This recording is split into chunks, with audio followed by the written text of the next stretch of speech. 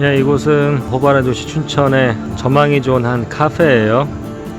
참 한국도 예쁜 데가 너무 많은 것 같아요.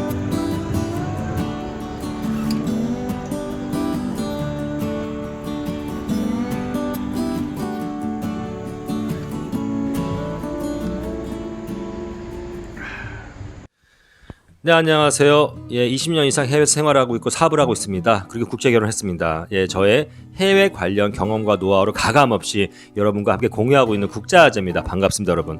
오늘은 제가 얼마 전에 올렸던 저희 일본이 안 해도 인정하는 이것만큼은 한국이 일본보다 좋다라는 것들, 예, 보셨죠? 많은 분들이 보셨는데 2탄을 하려고 합니다. 왜냐면 그 당시 제가 그 영상을 준비할 때 너무 많은 거예요. 한국이 일본보다 좋은 게. 근데 그걸 영상 하나에 다 담자니 한 30-40분 이상 영상이 길어질 것 같아서 나름 순위를 정했어요. 그래서 제 개인적인 순위죠. 상위에 랭크됐던 것들을 먼저 영상으로 만들었습니다. 사실은 이제 그걸로 끝내려고 했는데 이 얘기들도 꼭 하고 싶어가지고, 예, 오늘 2탄을 또 준비하게 됐습니다. 일본보다 한국이 좋은 거. 자, 2탄 첫 번째 바로 행정 편리함과 속도예요. 여러분들 우리가 뭐 시청이라든지 구청, 동사무소 가서 여러 가지 행정 그 민원 일을 하지 않습니까? 그 서비스가 굉장히 신속해요. 대한민국은 모든 게 다 온라인화 되어 있기 때문에, 그래서 우리가 예를 들어서 주민등록증을 잊어버려도 바로 어디 가나 재발급을 받으실 수가 있고요. 각종 뭐 주민등록증, 무슨 결혼증명서, 가족증명서, 그리고 뭐 인감증명서 이런 것들을 대부분을 집 안에서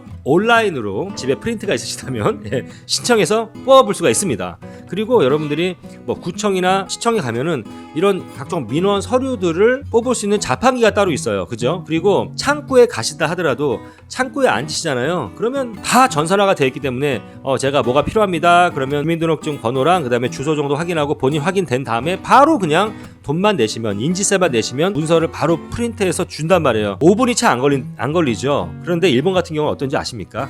첫 번째, 집 안에서 개인이 그런 민원 서류들을 프린트할 수 있는 시스템이 없는 걸로 저는 알고 있습니다. 기껏해야 일본은 콤비니라 그래서 편의점, 컨비니언스 스토어죠. 그 편의점에 가셔서 좀 한정적인 그러한 그 민원 서류들을 뗄 수는 있대요. 예, 저는 아직 한 번도 안 해봤는데 그거는 가능하다고 합니다. 그리고 시약쇼라고 하거든요. 무슨 이제 시청 같은 데 가시면 순서가 이래요. 저도 이제 혼인신고 같은 거 하려고 또 제 비자 연장하고 하려고 이제 뭐 그런 데 많이 가봤는데, 이민국이라든지 이런데 자 시약쇼, 우리로 치면 시청이죠. 구청, 시청 가면 첫 번째 대기하고 있다가 제 순서가 되면은 제 이름이랑 내가 필요한 서류들을 신청을 합니다. 그걸 제출하고 나서 한국 같으면 바로 그 자리에서 발급을 해주지 않습니까? 앉아 있어요. 기다려야 돼요. 한 15분에서 20분. 그러면 이제 저의 이름을 부릅니다. 이름 불러가지고 그 직원이 뭐 어디서 왔다 갔다 하면 담당 직원이 자리에 앉아 있진 않아요. 뭐 어디 가서 막 뭐 서류를 확인해보고 검토해보고 그런 다음에 와가지고 뭐 저를 불러요. 또만 물어봐요. 체크하고 뭐 그 다음에 마지막으로 또 앉아있으라 그래. 그리고 나서 한 10분 15분 지나면 이름을 불러요. 그러면 이제 정말 제가 원했던, 아니면 저희 아내가 원했던 그 문서를 이제 띄어서 받을 수가 있는 거죠. 그래서 기본적으로 30분 이상 걸린 것 같아요.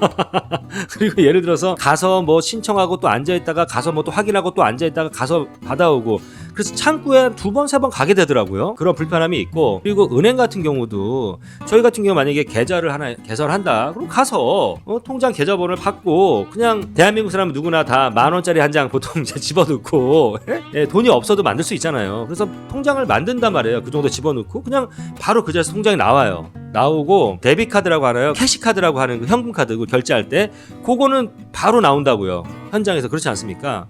그런데 일본 같은 경우는요, 일단은 신청하는 것 자체가 되게 복잡해요. 뭐 하여튼 뭐 읽어보라 그러고 뭐 또 사인하고 뭐 읽어보고 사인하고 굉장히 복잡한 과정을 거쳐요. 그리고 나서 다 한 다음에 이제 요즘에 이제 그 종이 통장은 전 세계적으로 없어지는 추세잖아요. 한국도 이제 없어지는 추세이고, 중국은 뭐 진짜 없어졌고요. 일본도 종이 통장은 이제 없어지는 추세인 것 같아요. 그러면 통장 거래를 하면 카드가 있어야 되잖아요. 그 데뷔 카드 같은 경우도 우리나라는 신용카드 정도를 신청을 하고 보통 일주일에서 열흘 사이에 저희 집으로 날라오지 않습니까? 근데 현금 카드를 신청하고 나서 당일날 받는 게 아니에요. 그 즉석 받는 게 아니라 집에 가서, 저 같은 경우가 2주 걸렸던 것 같아요. 2주 만에 우편으로 보내주더라고요. 그래서 이제 그런 부분에 있어서 굉장히 불편한 거죠. 그래서 행정의 어떤 절차나 속도나 이런 것들 시스템이 우리나라가 굉장히 잘 돼 있다. 이거는 근데 사실은 꼭 일본과 비교하는 게 아니라, 제가 앞전 영상에서도 이게 지금 뭐 요즘에 그 일본이 굉장히, 또 제가 일본으로 갔잖아요. 그리고 그 한일 사태가 있어서 제가 일본이랑 비교하지, 사실 앞전 영상도 그렇고 지금 오늘 영상도 그렇고 이거는 뭐 저희 나라가 전 세계적으로 가장 좋은 점을 말씀을 드리는 거예요. 편한 점들을. 어디 가도 한국처럼 이런 행정 시스템이 빠른 나라는 대한민국밖에 없는 것 같아요.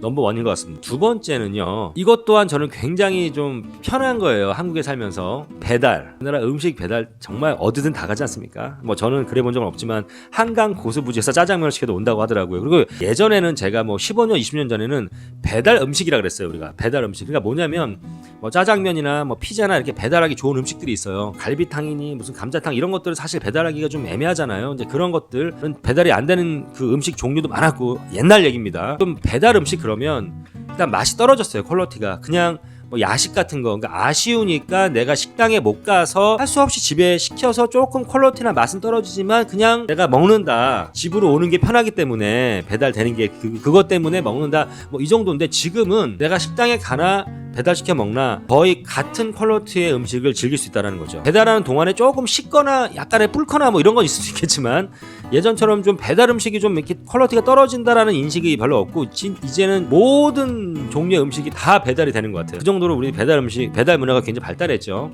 이거는 뭐 대한민국이 진짜 살기 편한 그리고 요즘에는요 군대도 배달이 간대요. 뭐 짜장면 뭐 120그릇 이렇게 시킨대요. 진짜 군인들 한 내무반이 다 시킨다는 거예요. 물론 그 배달 하시는 분이 뭐 군 부대 안으로 들어가기는 쉽지 않겠죠. 보안이 있으니까. 근데 만약에 그 부대 위병소까지 와서 뭐 픽업을 하겠죠 군인들이. 그래서 군대에서도 배달을 해 먹을 수 있는 것 같더라고요. 최근에는 내가 뭐 군인이었을 때는 사실 상상을 못했던 건데 짜장면을 배달해서 군대에서 안에서 먹는다는 건 어찌됐건 이 정도로 배달 문화가 발달을 했습니다. 역시나 대한민국 배달의 민족입니다. 또 하나 이것도 굉장히 편한 건데 그리고 잘 돼 있는 것 같아요. 창업을 지원하는 시스템입니다. 한국 같은 경우는 대한민국 정부가 창업을 굉장히 장려한다고 생각이 들어요. 그래서 저는 요즘 느끼는 게 저는 해외에서 사업을 하지만 야 한국에서 사업을 하면 돈 한 푼도 없이도 할 수 있겠다 생각이 드는 거예요. 뭐 무슨 각종 창업 지원금, 정부 보조금, 뭐 중소기업 뭐 진흥청, 그다음에 소상공인 뭐 회 이런데 그리고 또 지방자치제 뭐 중소기업 각종 은행들 금융권 이런 데서 좀 아이디어만 괜찮으면 그냥 돈을 주더라고요. 사업 잘하라고 열심히 하라고 꼬주는 게 아니라 주는 이런 창업 지원 시스템이 되게 잘 발달되어 있는 것 같습니다. 원래 일본 사람들은요 겁이 많아요. 그래서 리스크를 지는 걸 굉장히 두려워합니다. 그리고 뭔가 도전하고 챌린지하고 이런 것들에 대해서 굉장히 좀 힘들어요. 일본 사람들이 그냥 안전주의. 그래서 젊은 친구들도 뭔가 내가 창업을 하고 이런 분위기가 아니에요. 그냥 직장에 들어가서 월급 따박따박 받으면서 그 직장 오래 다니면서 그 수입 안에서 그냥 내가 순종하면서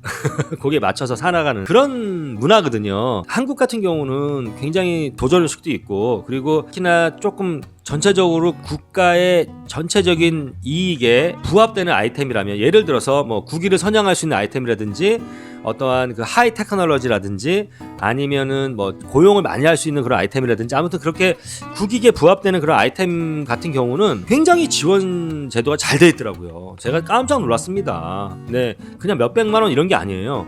그리고 각종 금융권에서도 거의 제로 금리에 가깝게 기업 대출을 해주는 거예요.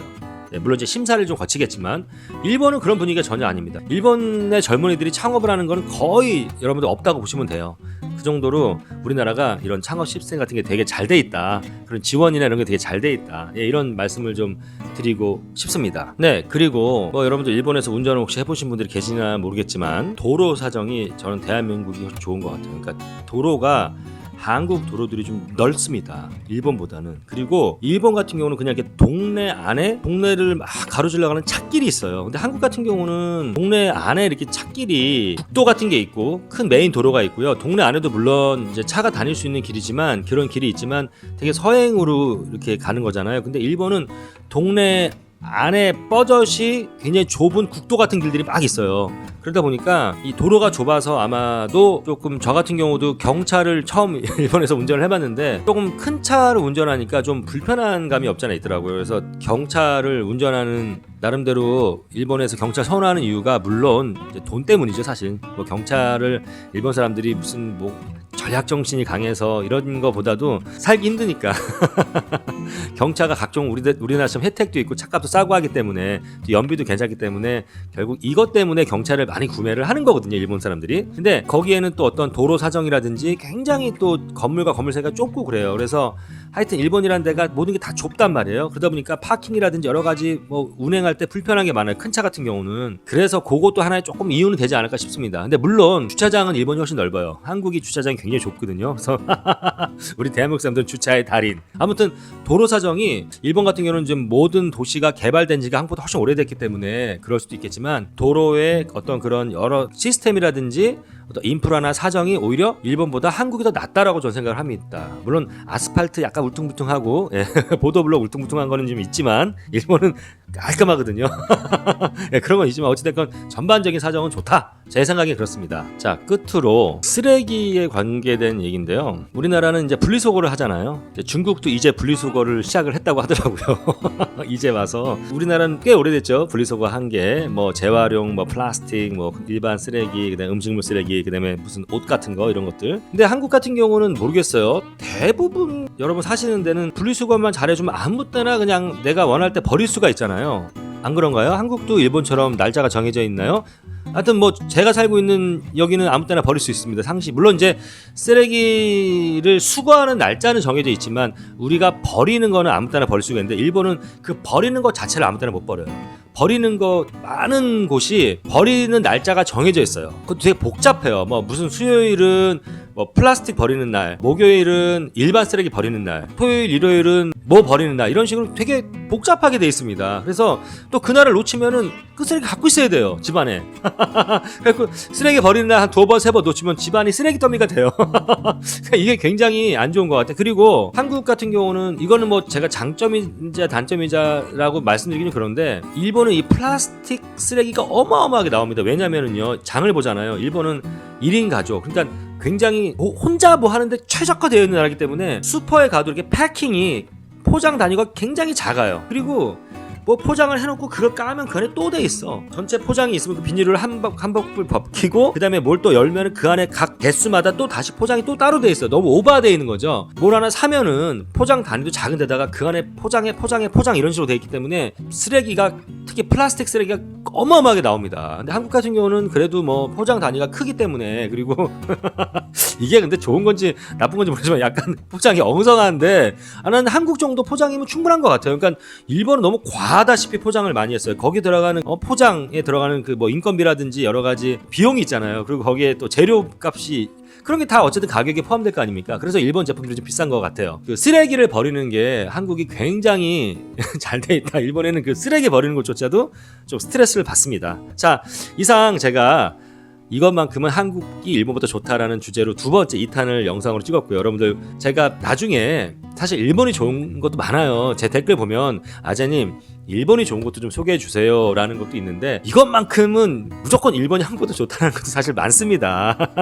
제 국제화자가 늘 저는 항상 비교를 하잖아요. 항상 장점과 단점, 뭐 밝은 면과 어두운 면을 다 같이 얘기하지 않습니까? 요즘에는 제가 이 한일 사태 때문에 그런지 몰라도 좀 일본 좋은 건 별로 이렇게 제 스스로가 찍고 싶지가 않아요. 제가 좀 찍고 싶으면 또 제가 찍을 수 있어요. 그러면 여러분들이 뭐 국제화자가 뭐 얼마 전까지만 해도 한국이 좋다라는 걸 막 알렸다가 뭐 이게 일본이 좋다, 한국보다 이건 훨씬 낫다, 뭐 이런 걸 찍으면서 뭐 일본을 빨아주는 거 아닌가라고 그런 식으로 또 이상한 시각으로 봐주지 말아주시고, 혹시 제가 그 영상을 올리면 그냥 국제화자가 또 한국이 좋았던 걸 올렸기 때문에 이건 또 일본이 한국보다 낫다라는 걸 비교해서 올렸구나라고 그렇게 봐주셨으면 좋겠습니다. 네, 늘 제가 말하지만 편협한 사고는 위험한 겁니다, 여러분. 그죠? 자, 오늘 얘기가 재밌었거나 공감이 갔습니까, 여러분들? 네, 국제화자 힘내라고 구독과 좋아요 부탁드리겠습니다. 감사합니다.